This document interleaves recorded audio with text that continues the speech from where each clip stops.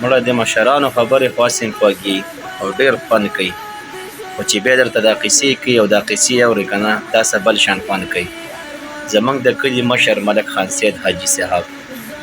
الله پاک دې ډېر عمر ورکړي، الله پاک دې ژوندی لري. دا قیسه راڅه واورئ، ډېر خوند کوي یاره، ډېر عجیبه غوندې قیسه یې کړې ده. او دا بله چې وکنه نو دا د عثمان خیل د ډب دغه نواب صاحب ستاسو دا نواب صاحب او دا عثمان خیل او د مومندو غټ ټجر کوه نو وایي قالینونه ورته غوړولي وو انګریزانو ته. نو وایي چې دی راغی که نه نو پړې په خپو وویل د ډب نواب صاحب ستاسو د امبار پڼې په خپو وویل داسې پکې ورغی د نورو خلکو ایستلې وې څپلۍ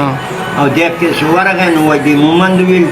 چې پلانیا بابا میخه مې در باندې منلې ده خو دا سړی مومند وکړو نو هغه خو عثمان خیل و عثمان خیل وکړو که نه زه هم چې عثمان خیل وکړې ښه چاق خلک تللی خو دا شی نه نو که نه دا نو چې دا دغه به یې ایستلې وې غریبانانو پیاده به تلل او پیاده به ګرځېدل خو ایمان پکې و. دا خبره هغه وایي د دې ټولو میږانو دا بازو ټولو چې وو هغه خان بهادر و هغه په دې باندې دا ټول ایجنسي مومند راغونډه کړې وه راپاڅېد او دی وایي چې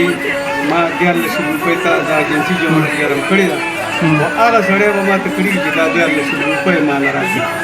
فرض کړو جواب یې راکړو نو ته بیا وبخم چې جواب یې رانه کړو نو د عکس یې وایي خلکو سرونه ښکته کړي وو نه چې په دې پرېدل نه وایي به دی چې ته لرې ناست وو بیا راغی خام خدمت زه به دا جواب ورکړم وایي هغه خلکو دلته خدای څه و چې کله ته هغه خبرو جوابونه ورکړل وایي د خلکو په خپل منځ کې دا خبره کوله چې خلکو ګډ منلی یو خاص ودرېد دا سړی مومند ګډه ما دغه خبره عثمان خیل چې کوه دا خبره